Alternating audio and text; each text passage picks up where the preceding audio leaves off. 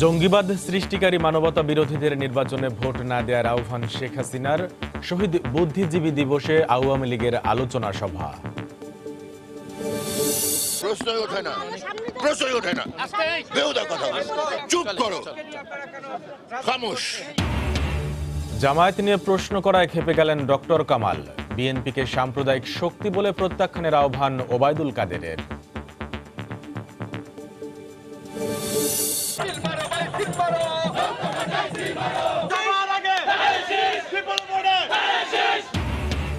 নির্বাচনী প্রচারণার মাঠে প্রার্থী সমর্থকরা ভোটারদের মন কাড়তে দিচ্ছেন নানান প্রতিশ্রুতি।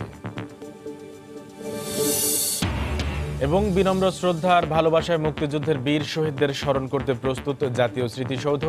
সাজানো হয়েছে তুলির আঁচড় আর ফুলেল সাজে।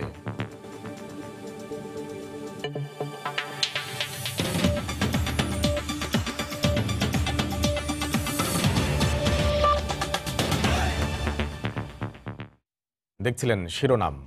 বাংলার সময়ের সঙ্গে আছি আমি কামরুল হাসান সবুজ। আসন্ন নির্বাচনে যুদ্ধাপরাধীদের ভোট না দিতে দেশবাসীর প্রতি আহ্বান জানিয়ে আওয়ামী লীগ সভাপতি শেখ হাসিনা বলেছেন, তারা ক্ষমতায় এলে সর্বনাশ হবে দেশের। গতকাল বিকেলে রাজধানীর কৃষিবিদ ইনস্টিটিউশন মিলনায়তনে বুদ্ধিজীবী দিবসে আওয়ামী লীগের আলোচনা সভায় বক্তব্য রাখেন তিনি। এ সময় কি করে মানবতা বিরোধী অপরাধের সঙ্গে সংশ্লিষ্টদের মনোনয়ন দেয় ঐক্যফ্রন্ট, সেই প্রশ্ন তোলেন শেখ হাসিনা। শোকাবহ 14 ডিসেম্বর স্মরণে শুক্রবার বিকেলে রাজধানীর কৃষিবিদ ইনস্টিটিউশন মিলনায়তনে বাংলাদেশ আওয়ামী লীগ আয়োজিত আলোচনা সভায় যোগ দেন দলীয় প্রধান শেখ হাসিনা। সভায় বুদ্ধিজীবী দিবসের তাৎপর্য ও ভয়াবহতা তুলে ধরে বক্তব্য রাখেন দলের কেন্দ্রীয় নেতা ও শহীদ বুদ্ধিজীবী পরিবারের সদস্যরা। অনুষ্ঠানে শেখ হাসিনা ঐক্যফ্রন্টে যুদ্ধাপরাধে সাজাপ্রাপ্তদের সন্তানদের মনোনয়ন পাওয়ার সমালোচনা করেন। প্রশ্ন তোলেন, এসবের মাধ্যমে তারা দেশকে কোথায় নিতে চান। এই বাংলা ভাই এবং জঙ্গিবাদ যারা সৃষ্টি করেছিল, যাদের মদত দিয়েছিল, তারা মোটামুটি সবাই এখন নমিনেশন পেয়ে গেছে। এরা মানবতা বিরোধী অপরাধী, এরা দুর্নীতিগ্রস্ত, দুর্নীতিবাজ। এরা দেশে আসলে দেশের সর্বনাশ হবে এবং এরা ষড়যন্ত্রকারী। অপরাধী ছাড়া যোগ্য মানুষ তারা খুঁজেই পায়নি, নাকি অপরাধ করলেই তাদের কাছে যোগ্যতা বাড়ে, সেটাই আমার প্রশ্ন। আগামী নির্বাচনে তাদের বয়কট না করলে দেশের শান্তি নষ্ট হবে জানিয়ে শেখ হাসিনা তাদের ভোট না দেওয়ার আহ্বান জানান দেশবাসীর প্রতি। আমি দেশবাসীকে বলবো যে এই অপরাধীদের কেউ ভোট দেবেন না। এই অপরাধীরা যেন আর কখনো নির্বাচিত প্রতিনিধি হয়ে না আসতে পারে। এ ব্যাপারে বাংলাদেশের যেসব অঞ্চলে এরা দাঁড়িয়েছে তাদেরকে চিহ্নিত করুন এবং তাদেরকে সম্পূর্ণভাবে একেবারে বয়কট করে দেন। সকালে বুদ্ধিজীবী স্মৃতিসৌধে গণমাধ্যম কর্মীকে দেয়া ডক্টর কামাল হোসেনের হুমকিরও সমালোচনা করেন আওয়ামী লীগ প্রধান। খামোশ বললেই কি মানুষের মুখ খামোশ হয়ে যাবে? মানুষের মুখ খামোশ হবে না। দেবাশিস রায়, সময় সংবাদ, ঢাকা। জামায়াতে ইসলামীর বিষয়ে জাতীয় ঐক্যফ্রন্টের অবস্থান জানতে চাওয়ায় খেপে গেলেন জোটের শীর্ষ নেতা ডক্টর কামাল হোসেন। গতকাল সকালে মিরপুরের শহীদ বুদ্ধিজীবী স্মৃতিসৌধে শ্রদ্ধা নিবেদন শেষে সাংবাদিকদের প্রশ্নের প্রতিক্রিয়ায় ক্ষুব্ধ আচরণ করেন তিনি। ফেরার পথে গাড়িবহরে হামলার অভিযোগে সংবাদ সম্মেলন করে ঐক্যফ্রন্ট নেতারা বলেন, ভয় ভীতি দেখিয়ে নির্বাচন থেকে সরানো যাবে না। জাতির সূর্য সন্তানদের শ্রদ্ধা জানাতে সকালে মিরপুরের শহীদ বুদ্ধিজীবী স্মৃতিসৌধে আসেন ডক্টর কামাল হোসেন সহ জাতীয় ঐক্যফ্রন্টের শীর্ষ নেতারা। শহীদ বেদিতে শ্রদ্ধা নিবেদন শেষে সাংবাদিকদের মুখোমুখি হন তিনি। জনগণের প্রতি আহ্বান জানান শোষণমুক্ত সমাজ গড়ার। শোষণমুক্ত সুন্দর সমাজের জন্য কাজ করে যাচ্ছে। এ সময় জামায়াতে ইসলামীর বিষয়ে জাতীয় ঐক্যফ্রন্টের অবস্থান জানতে চাইলেই সাংবাদিকদের সঙ্গে ক্ষুব্ধ আচরণ করেন ডক্টর কামাল হোসেন। প্রশ্নই ওঠে না, প্রশ্নই ওঠে না। বেহুদা কথা, চুপ করো, খামোশ। কত পয়সা পেয়েছে ওই প্রশ্নগুলো করতে? কার কাছ থেকে পয়সা পেয়েছে? আশ্চর্য। শহীদদের কথা চিন্তা করো। বুদ্ধিজীবী স্মৃতিসৌধ থেকে ফেরার পথে তাদের গাড়িবহরে হামলার অভিযোগ করে বিকেলে পুরানা পল্টনে জোটের কার্যালয়ে সংবাদ সম্মেলন করে জাতীয় ঐক্যফ্রন্ট। এতে সরকার, নির্বাচন কমিশন ও পুলিশ নিয়ে বিস্তর অভিযোগ করেন নেতারা। কার আদেশে কেন ওদেরকে অ্যারেস্ট করে? এই অ্যারেস্ট অ্যারেস্ট অ্যারেস্ট আমি প্রত্যেকটা অ্যারেস্টের বিস্তারিত তথ্যগুলো চাই। যারা এই 15 দিনের জন্য ক্ষমতা আছে এইসব বেআইনি আদেশ দেওয়া বন্ধ করেন। পক্ষপাতদুষ্ট আচরণের অভিযোগ তুলে নির্বাচন কমিশনের পদত্যাগও দাবি করেন নেতারা। যত আক্রমণের ঘটনা ঘটেছে তার প্রত্যেকটার বিরুদ্ধে বিচার করার ব্যবস্থা নেওয়ার দায়িত্ব নির্বাচন কমিশনের, আর না দিলে পরে ব্যর্থতার দায়িত্ব মাথায় নিয়ে তাদের পদত্যাগ করা উচিত। আমরা 30 তারিখে জনগণেরকে সাথে নিয়ে ব্যালট বিপ্লব করাতে চাই। আমরা ব্যালটে যুদ্ধ করতে চাই, ব্যালটে লড়াই করতে চাই। ভয় দেখে নির্বাচন থেকে সরিয়ে দেওয়া যাবে না বলেও মন্তব্য করেন জাতীয় ঐক্যফ্রন্টের নেতারা। 29 তারিখ পর্যন্ত মাটি কামড়ে পড়ে আছে। সালাউদ্দিন সুমন, সময় সংবাদ, ঢাকা। সাম্প্রদায়িক শক্তিকে প্রত্যাখ্যান করে বিজয়ের মাসে নির্বাচনে নৌকাকে জয়যুক্ত করার আহ্বান জানিয়েছেন আওয়ামী লীগের সাধারণ সম্পাদক ওবায়দুল কাদের। গতকাল সকালে মিরপুরে শহীদ বুদ্ধিজীবী স্মৃতিসৌধে শ্রদ্ধা নিবেদনের পর তিনি একথা বলেন। আমরা বিশ্বাস করি যে আগামী নির্বাচন 30শে ডিসেম্বর বাংলাদেশের জনগণ মুক্তিযুদ্ধের পক্ষেই রায় দিবে, স্বাধীনতার আদর্শের পক্ষে রায় দিবে, অসাম্প্রদায়িক চেতনার পক্ষে রায় দিবে। সাম্প্রদায়িকতার যে বিষ বৃক্ষ, এই বিষ বৃক্ষ আগামী নির্বাচনে পরাজিত হবে, সমূলে উৎপাটিত হবে, এটাই আজ আমাদের বিশ্বাস। বাংলার সময়ে আরও থাকছে। খুলনায় ইউনিয়ন বিএনপির সহ সভাপতি সহ 4 জনকে কুপিয়ে জখম, প্রতিপক্ষের বিরুদ্ধে হামলার অভিযোগ।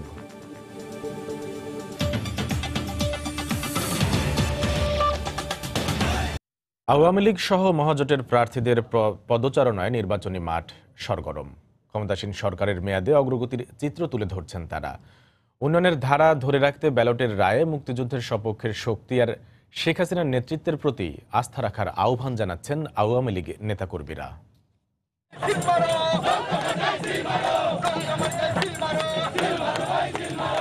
দেশ জুড়ে পুরোদমে চলছে নির্বাচনী প্রচারণা। ছুটির দিন সকাল থেকে ভোটারদের দাঁড়ে দাঁড়িয়ে গিয়ে নৌকায় ভোট চান আওয়ামী লীগের প্রার্থী ও নেতাকর্মীরা। কেরানীগঞ্জে দলীয় নেতাকর্মীদের সঙ্গে নিয়ে নির্বাচনী প্রচারণা চালান ঢাকা 2 আসনে আওয়ামী লীগের প্রার্থী খাদ্যমন্ত্রী অ্যাডভোকেট কামরুল ইসলাম। এছাড়া ঢাকা 17 আসনে আওয়ামী লীগ প্রার্থী চিত্রনায়ক ফারুক, ঢাকা 4 আসনে মহাজোট প্রার্থী সৈয়দ আবু হোসেন বাবলা গণসংযোগ করেন। জুমার নামাজের পর ভোটারদের সঙ্গে কুশল বিনিময় করে নৌকায় ভোট চান ঢাকা 9 আসনের প্রার্থী সাবের চৌধুরী। মুক্তিযুদ্ধের পক্ষে যারা, তাদেরকে ঐক্যবদ্ধ হতে হবে। যারা পাকিস্তানি গোয়েন্দা সংস্থার সাথে লন্ডনে বৈঠক করে, ঢাকার পাকিস্তানি দূতাবাসের সাথে বৈঠক করে বাংলাদেশের নির্বাচনকে বানচাল করতে চায়, ষড়যন্ত্র করতে চায়, তাদের বিরুদ্ধে আমাদের প্রতিরোধ করতে হবে এবং ব্যালটের মাধ্যমে ওদের বিরুদ্ধে জবাব দিতে হবে। সত্যিকার অর্থে মানুষ কাজের মূল্যায়ন করে, তারা কাজ দেখে যে উন্নয়নটা হয়েছে এবং তাদের সমস্যার সমাধান হয়েছে, এটা মনে হয় মানুষ উপলব্ধি করে। ঢাকার বাইরেও জমজমাট নির্বাচনের মাঠ। নিজ নির্বাচনী এলাকা ভোলা 1 আসনে পথসভা আর গণসংযোগ করে নৌকায় ভোট চান বাণিজ্যমন্ত্রী তোফায়েল আহমেদ। গণসংযোগ আর ভোটারদের সঙ্গে শুভেচ্ছা বিনিময়ে ব্যস্ত সময় কাটান ব্রাহ্মণবাড়িয়া 3 আসনে নৌকার প্রার্থী উবাইদুল মুক্তাদির চৌধুরী। আমি যদি আপনাদের ঘরে ঘরে বিদ্যুৎ দিতে পারি, আমি যদি আপনাদের রাস্তাঘাট করতে পারি, আমি যদি আপনাদের উন্নয়ন করতে পারি, আমি কি একটা ভোট চাইতে পারি না? 30 তারিখে নির্বাচনে প্রমাণ হবে যে সন্ত্রাসের পক্ষে নয়, ব্রাহ্মণবাড়িয়া শান্তির পক্ষে। এছাড়া দিনাজপুর সদর আসনে হুইপ ইকবালুর রহিম, খুলনা 2 আসনে শেখ সালাউদ্দিন জুয়েল সহ সারা দেশে নৌকার পক্ষে প্রচারণা চালান আওয়ামী লীগের প্রার্থী ও নেতাকর্মীরা। ফারুক ভূঁইয়া, রবিন, সময় সংবাদ। বিএনপি ঐক্যফ্রন্টের প্রার্থীরাও ব্যাপক উৎসাহ উদ্দীপনায় নির্বাচনী গণসংযোগ চালাচ্ছেন। উন্নয়নের নানা প্রতিশ্রুতি দিয়ে ধানের শীষে ভোট চাইছেন তারা। সরকার ভীত বলেই সারা দেশে ধরপাকড় ও হামলার ঘটনা ঘটছে বলে অভিযোগ করেছেন মির্জা ফখরুল। ব্যুরো রিপোর্টার ও জেলা প্রতিনিধিদের পাঠানো তথ্য ছবিতে রিপোর্ট। শুক্রবার সকালে ঢাকা 11 আসনের মধ্যবাড্ডা এলাকায় প্রচারণা চালান বিএনপির প্রার্থী শামীমারা বেগম। এ সময় তিনি বিভিন্ন দোকানপাট ও বাসাবাড়িতে গিয়ে ভোটারদের কাছে ভোট চান। জুমার নামাজের পর রাজধানীর মোহাম্মদপুর এলাকায় মুসল্লিদের মাঝে ধানের শীষের প্রচারণা চালান ঢাকা 13 আসনে বিএনপির প্রার্থী আব্দুস সালাম। খিলগাঁও বাসাবো এলাকায় গণসংযোগে অংশ নেন ঢাকা 9 আসনের প্রার্থী আফরোজা আব্বাস। গ্যান্ডারিয়া ওয়ারি এলাকায় গণসংযোগ করেন ঢাকা 6 আসনে ঐক্যফ্রন্টের প্রার্থী সুব্রত চৌধুরী। যারা পুলিং এজেন্ট হবে তাদের প্রতি বিশেষ নজর রাখা হচ্ছে। একটা অস্বাভাবিক পরিস্থিতি সৃষ্টি করার পথে সরকার এবং নির্বাচন কমিশন এগিয়ে যাচ্ছে। জনগণ ভোটটা দিতে চায়, তাদের ভোটের অধিকারটা প্রয়োগ করতে চায় এবং একটা সুষ্ঠু নির্বাচন চায়। বগুড়া 6 আসনে শহীদ টিটু মিলনায়তনে নগর বিএনপির কর্মী সভায় অংশ নেন দলটির মহাসচিব মির্জা ফখরুল ইসলাম আলমগীর। পরে তিনি শহরের 3 মাথা 4 মাথা ও মাটিডালি এলাকায় পথসভা করে বেগম খালেদা জিয়ার মুক্তির জন্য ধানের শীষে ভোট চান। আওয়ামী লীগ সরকার তারা বুঝে গেছে যে নির্বাচনে তারা জয়লাভ করতে পারবে না, সেই জন্যই তারা নির্বাচন বানচাল করার জন্য সব জায়গায় হুমকি ধুমকি হামলা করছে। তিতাস উপজেলার মাছিমপুর এলাকায় নির্বাচনী প্রচারণা চালান কুমিল্লা 1 ও কুমিল্লা 2 আসনে বিএনপির প্রার্থী ডক্টর খন্দকার মোশাররফ হোসেন। রাজশাহী নগরীর কোর্ট স্টেশন এলাকা থেকে গণসংযোগে নামেন রাজশাহী 2 আসনে বিএনপির প্রার্থী মিজানুর রহমান মিনু। চট্টগ্রাম 9 আসনে বিএনপির প্রার্থী ডাক্তার শাহাদাত হোসেনের পক্ষে প্রচারণা চালান তার সমর্থকরা। এছাড়া বরিশালে মুজিবুর রহমান সরোয়ার, নরসিংদীতে ডক্টর আব্দুল মঈন খান সহ দেশের বিভিন্ন জেলায় বিএনপি ও ঐক্যফ্রন্টের প্রার্থীরা তাদের নিজ নিজ নির্বাচনী এলাকায় ধানের শীষে ভোট প্রার্থনা করেন। তৌফিক মাহমুদ, সময় সংবাদ। মাসব্যাপী পরিচ্ছন্নতার পর বাগান মালিকদের রঙিন ফুলের সমারোহের সঙ্গে কারিগরদের রং তুলির আঁচড়ে বিজয় দিবস উদযাপনে প্রস্তুত সাভারের জাতীয় স্মৃতিসৌধ। জাতির শ্রেষ্ঠ সন্তানদের বিনম্র শ্রদ্ধা জানাতে পরিচ্ছন্নতা ও নিরাপত্তার স্বার্থে দর্শনার্থীদের প্রবেশ বন্ধ রয়েছে। সাভার থেকে মোজাফফর হোসেন জয়ের তথ্য ও মনির হোসেনের ছবি নিয়ে রিপোর্ট। মুক্তিযুদ্ধের অংশগ্রহণকারী সকল বীর সন্তানদের বিনম্র শ্রদ্ধায় স্মরণ করতে প্রস্তুত পুরো জাতি।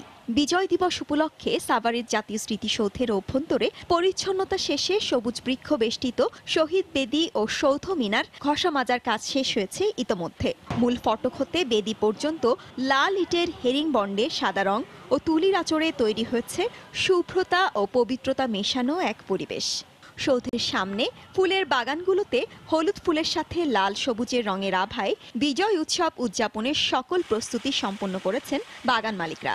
ফুলের চারা লাগাই, সাজাই বিজয় দিবসের জন্য আমরা এই সময় বেশি বেশি কাজ করি। পরিষ্কার পরিচ্ছন্নতা আমরা করতেছি প্রায় 1 মাস ধরে। জাতীয় স্মৃতিসৌধে 16 ডিসেম্বর উপলক্ষে আমরা সুন্দরতা রং তুলির কাজ করিতেছি। সাভার গণপূর্ত বিভাগের কর্মকর্তা জানান, বিজয় দিবস উদযাপন উপলক্ষে সকল প্রস্তুতি সম্পন্ন শেষে 16 ডিসেম্বর রাষ্ট্রপতি, প্রধানমন্ত্রী, দেশ বিদেশি কূটনৈতিক ব্যক্তিবর্গের শ্রদ্ধা নিবেদন শেষে উন্মুক্ত করে দেয়া হবে স্মৃতিসৌধের মূল ফটক। পুরো স্মৃতিসৌধ কমপ্লেক্স ধোয়া মোছা, পরিষ্কার পরিচ্ছন্নতা, রং তুলির কাজ, সিসি ক্যামেরা স্থাপন কাজ এবং ফুল দিয়ে সাজানোর কাজ সম্পন্ন করা হয়েছে। লক্ষ লক্ষ জনতার শ্রদ্ধা নিবেদনের জন্য পুরোপুরি প্রস্তুত রয়েছে। 1972 সালের 16 ডিসেম্বর বাংলাদেশের তৎকালীন রাষ্ট্রপতি জাতির জনক শেখ মুজিবুর রহমান সাভারের নবীনগরে জাতীয় স্মৃতিসৌধের শিলান্যাস করেন। 108 একর ভূমির উপর সৌধ স্তম্ভ, একটি হেলিপ্যাড ও সবুজ বৃক্ষ বেষ্টিত প্রাঙ্গণ সহ অন্যান্য স্থাপনার নির্মাণ কাজ শেষ হয় 1982 সালে।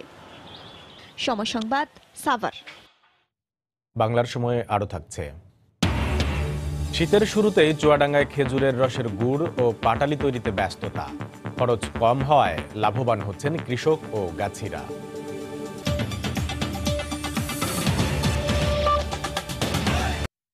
খুলনায় প্রতিপক্ষের হামলায় ইউনিয়ন বিএনপির সহ সভাপতি সহ 4 জনকে কুপিয়ে জখমের অভিযোগ উঠেছে। আহতদের খুলনা মেডিকেল কলেজ হাসপাতালে ভর্তি করা হয়েছে। খুলনা 4 আসনের বিএনপির প্রার্থী আজিজুল বারী হেলাল জানান, শুক্রবার সন্ধ্যায় রূপসা উপজেলার শ্রীফলতলা ইউনিয়নের জোয়া গ্রামে ধানের শীষের পক্ষে লিফলেট বিতরণ করছিলেন স্থানীয় বিএনপির নেতাকর্মীরা। এ সময় প্রতিপক্ষের লোকজন দেশীয় অস্ত্রশস্ত্র নিয়ে তাদের উপর হামলা চালায়। এতে ইউনিয়ন বিএনপির সভাপতি রুহুল আমিন বিশ্বাস, সহসভাপতি শহীদ মল্লিক ও বাবর মল্লিক সহ 4 জন আহত হন। পরে তাদের উদ্ধার করে খুলনা মেডিকেল কলেজ হাসপাতালে ভর্তি করা হয়। স্থানীয় আওয়ামী লীগের নেতাকর্মীরা এ হামলা চালিয়েছে বলে অভিযোগ করেছেন বিএনপির প্রার্থীরা।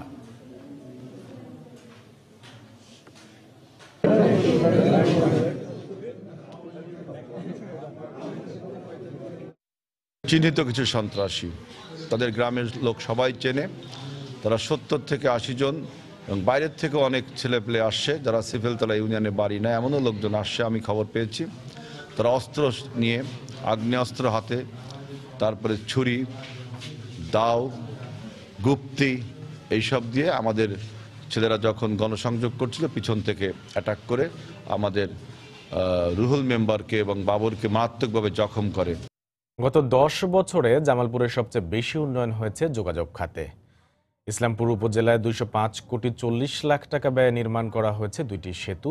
ব্রিজ দুটি জামালপুরের সাথে শেরপুর জেলা এবং ইসলামপুর থেকে বকশীগঞ্জ উপজেলায় যাতায়াতে নতুন দ্বার উন্মোচন করেছে। ব্রিজ দুটি নির্মাণে যাতায়াত সুবিধা বাড়ায় ইসলামপুর উপজেলার অর্থনৈতিক অবস্থার উন্নয়ন হয়েছে।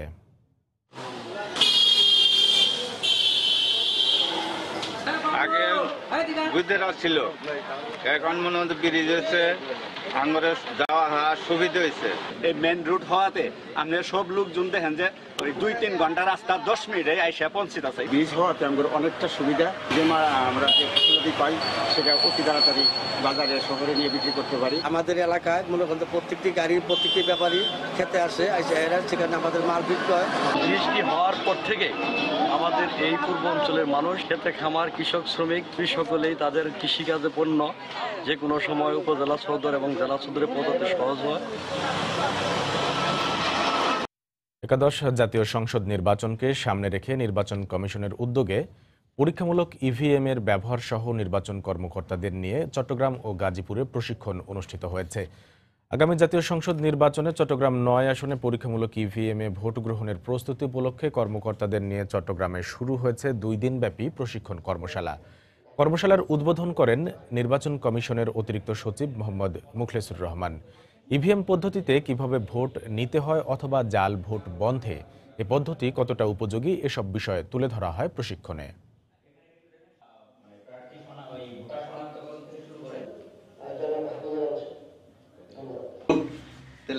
এদিকে গাজীপুরের কাপাসিয়ায় জেলার নির্বাচনী কর্মকর্তাদের নিয়ে প্রশিক্ষণ অনুষ্ঠিত হয়। এতে 119 জন প্রিজাইডিং কর্মকর্তা সহ 1697 জন নির্বাচনী কর্মকর্তা অংশ নেন। প্রশিক্ষণে সুষ্ঠু ও সফলভাবে ভোট সম্পন্ন করতে পোলিং এজেন্ট সহ সংশ্লিষ্ট নির্বাচন কর্মকর্তাদের দিক নির্দেশনা দেওয়া হয়। বাংলার সময়ের শীর্ষ সংবাদ জানিয়ে দিচ্ছি আরেকবার। জঙ্গিবাদ সৃষ্টিকারী মানবতা বিরোধীদের নির্বাচনে ভোট না দেওয়ার আহ্বান শেখ হাসিনার। শহীদ বুদ্ধিজীবী দিবসে আওয়ামী লীগের আলোচনা সভা। প্রশ্নই ওঠে না, প্রশ্নই ওঠে না, বেহুদা কথা, চুপ করো, খামোশ। জামায়াত নিয়ে প্রশ্ন করায় ক্ষেপে গেলেন ডক্টর কামাল। বিএনপিকে সাম্প্রদায়িক শক্তি বলে প্রত্যাখ্যানের আহ্বান ওবায়দুল কাদেরের।